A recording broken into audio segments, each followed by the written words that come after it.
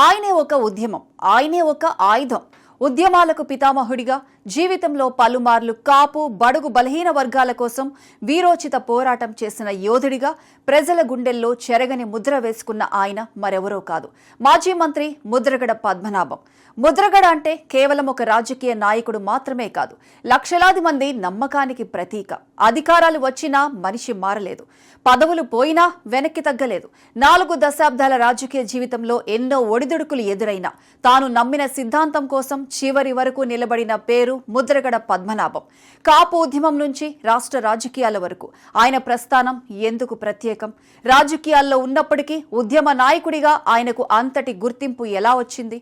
పదవుల కంటే ప్రజల కోసం పోరాడిన ఆయన జీవితంలో జరిగిన కీలక మలుపులు ఏవి? ముద్రగడను చరిత్రలో చిరస్థాయిగా నిలబెట్టిన పోరాటమేంటి?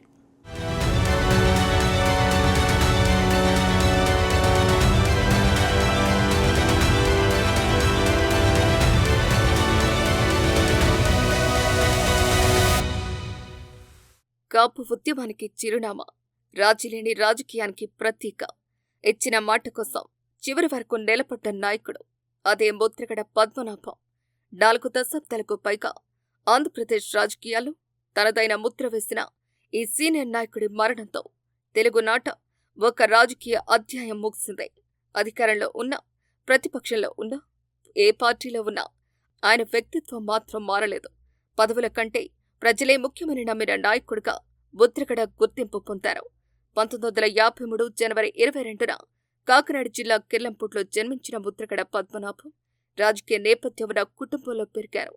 ఆయన తండ్రి వీర రాఘవరావు ప్రతిపాడు నుంచి ఎమ్మెల్యేగా పనిచేశారు. 1977లో తండ్రి ఆకస్మిక మరణం తర్వాత అప్పటి రాష్ట్రపతి నీలం సంజీవరెడ్డి ప్రోత్సాహంతో కేవలం 25 వయసులోనే రాజకీయాల్లోకి అడుగుపెట్టారు.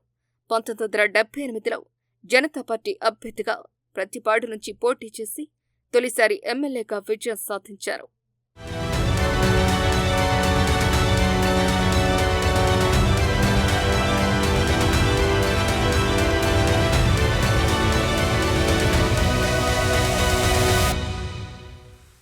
(1983, 1985) ఎన్నికల్లో తెలుగుదేశం పార్టీ తరపున వరుస విజయాలు సాధించి ఎన్టీఆర్ మంత్రివర్గంలో ఎక్సైజ్, రవాణా శాఖ మంత్రిగా పనిచేశారు. మంత్రి పదవిలో ఉన్నప్పటికీ తన అభిప్రాయాలకు విరుద్ధంగా ఏ నిర్ణయం వచ్చినా రాజీ పడే స్వభావంతో రాజీనామా చేసి సంచలనం సృష్టించారు. అధికార పదవి కంటే ఆత్మగౌరవం గొప్పదని ఆయన అప్పుడే నిరూపించారు.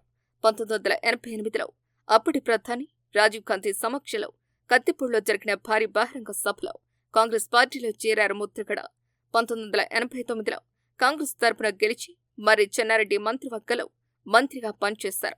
అనంతరం రాజకీయ పరిస్థితులకు అనుగుణంగా మళ్లీ తెలుగుదేశం పార్టీలో చేరి 1999లో కాకినాడ నుంచి లోక్సభ సభ్యుడిగా ఎన్నికయ్యారు. తర్వాత కాంగ్రెస్ స్వతంత్ర అభ్యర్థిగా ఎన్నికల్లో పోటీ చేశారు. 2024 ఎన్నికలకు ముందు వైసీపీలో చేరి ఆ పార్టీ సీనియర్ నేతగా కొనసాగారు.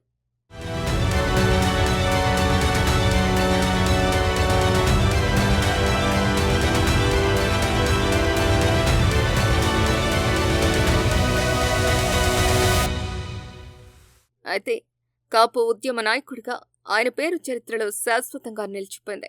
కాపు సమాజానికి రిజర్వేషన్లు కల్పించాలని డిమాండ్ చేస్తూ ముద్రగడ చేసిన పోరాటం ఆంధ్రప్రదేశ్ రాజకీయాల్లో ప్రత్యేక అధ్యాయంగా నిలిచింది. ఒక్క కాపుల కోసం మాత్రమే కాదు, దళితుల కోసం, రైతుల కోసం, బడుగు బలహీన వర్గాల కోసం ముద్రగడ చేసిన అనేక పోరాటాలు చరిత్రలో నిలిచిపోయాయి. ముద్రగడ వ్యక్తిత్వాన్ని నిర్వచించే 3 లక్షణాలు: ముక్కుసూటితనం, నిజాయితీ, పట్టుదల. చేయగలిగితే చేస్తానని, చేయలేకపోతే చేయలేనని ముఖం మీదే చెప్పే ధైర్యం ఆయనదే. ఒకసారి నిర్ణయం తీసుకుంటే వెనక్కి తగ్గే వ్యక్తి కాదు. ఇచ్చిన మాట కోసం ఎంతటి కష్టానైనా భరించే నాయకుడిగా పేరు తెచ్చుకున్నారు. కాపులను బీసీ జాబితాలో చేర్చాలి అని డిమాండ్ చేస్తూ ఆయన 7 సార్లు ఆమరణ నిరాహార దీక్షలు చేపట్టారు. ప్రతి దీక్ష వెనక ఒక్కటే లక్ష్యం: కాపు యువతకు విద్య, ఉద్యోగాల్లో సమాన అవకాశాలు కల్పించాలి అన్న సంకల్పం. ఆరోగ్యం క్షీణించిన, వైద్యులు హెచ్చరించిన, కుటుంబ సభ్యులు ఆందోళన వ్యక్తం చేసిన తన డిమాండ్ నెరవేరే వరకు వెనక్కి తగ్గలేదు.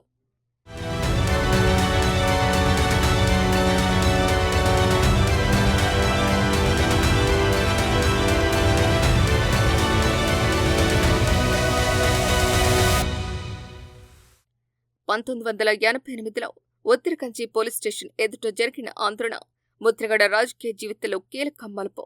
కొంతమంది యువకుల అరెస్టును వ్యతిరేకిస్తూ స్టేషన్ ఎదుటే బైఠాయించి 5 రోజుల పాటు నిరసన చేపట్టారు. చివరకు ఆమరణ దీక్షకు సిద్ధమవడంతో జిల్లా వ్యాప్తంగా కాపు సమాజం ఒక్కటైంది. ఆ ఒత్తిడితో అప్పటి ముఖ్యమంత్రి ఎన్టీఆర్ అరెస్టైన యువకులను విడుదల చేయించారు. ఆ సంఘటన తర్వాతే ముద్రగడకు కాపు ఉద్యమ నాయకుడిగా రాష్ట్ర వ్యాప్తంగా గుర్తింపు వచ్చింది. 1994లో కూడా కాపు విద్యార్థుల ప్రయోజనాల కోసం ఆయన నిరాహార దీక్షను చేపట్టారు. కాపులకు విద్యాపరమైన అవకాశాలు కల్పించే జీవో అమలుపై పోరాడారు. అధికారాలు మారినా, ప్రభుత్వాలు మారినా కాపుల హక్కుల విషయంలో మాత్రం తన వైఖరిని మార్చుకోలేదు. 2016లో తుని వేదికగా నిర్వహించిన కాపు ఐక్యగర్జన సభ ఉద్యమ చరిత్రలో అతిపెద్ద ఘట్టంగా నిలిచింది.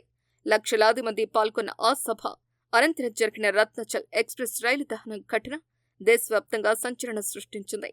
ఆ ఘటనపై విమర్శలు వచ్చినా కాపులకు న్యాయం జరగాలి అన్న తన లక్ష్యం మారలేదని ముద్రగడ పదే పదే స్పష్టం చేశారు.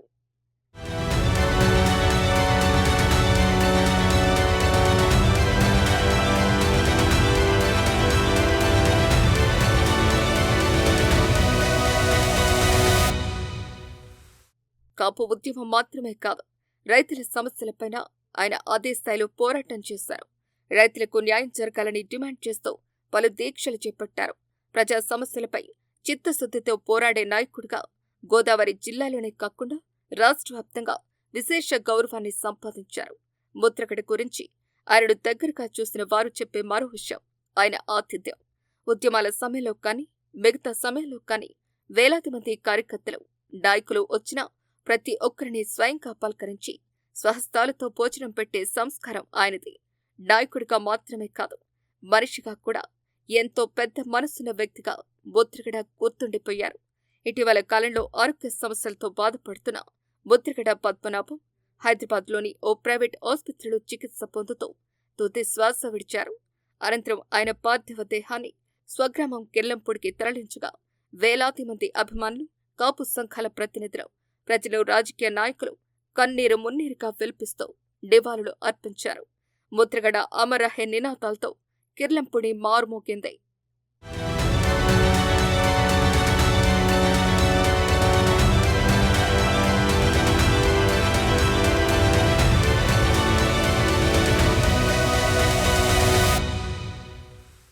ముద్రగడ మరణంపై గవర్నర్ అబ్దుల్ నజీర్, ముఖ్యమంత్రి చంద్రబాబు, ఉప ముఖ్యమంత్రి పవన్ కళ్యాణ్, తెలంగాణ ముఖ్యమంత్రి రేవంత్ రెడ్డి, మాజీ ముఖ్యమంత్రులు కేసీఆర్, వైఎస్ జగన్ సహా అన్ని రాజకీయ పార్టీల నేతలు సంతాపం తెలిపారు. ప్రజా జీవితంలో ఆయన అందించిన సేవలను గుర్తు చేసుకుంటూ కుటుంబ సభ్యులకు ప్రగాఢ సానుభూతిని ప్రకటించారు. ముద్రగడ సేవలకు గౌరవ సూచకంగా రాష్ట్ర ప్రభుత్వం అధికారిక లాంఛనాలతో అంత్యక్రియలు నిర్వహించాలని నిర్ణయించింది. రాజకీయ భేదాలకు అతీతంగా ఆయనకు రాష్ట్ర మర్యాదలు ఇవ్వటం ఆయన ప్రజా జీవితానికి లభించిన అరుదైన గౌరవంగా భావిస్తున్నారు. ఏది ఏమైనా ముద్రగడ పద్మనాభం ఏక భౌతికంగా మన మధ్యన లేకపోయినా కాపు ఉద్యమ చరిత్రలో ఆయన పేరు శాశ్వతంగా నిలిచిపోతుంది. పదవుల కోసం కాదు, ప్రజల కోసం రాజకీయాలు చేసిన నాయకుడిగా, ముక్కు సూటితనం, నిజాయితీ, పట్టుదలతో జీవించిన వ్యక్తిగా, తన నమ్మిన లక్ష్యం కోసం చివరి వరకు వెనక్కి తగ్గని ఉద్యమ యోధుడిగా ఆంధ్రప్రదేశ్ రాజకీయ చరిత్రలో ముద్రగడ పద్మనాభం పేరు చిరస్థాయిగా నిలిచిపోతుంది.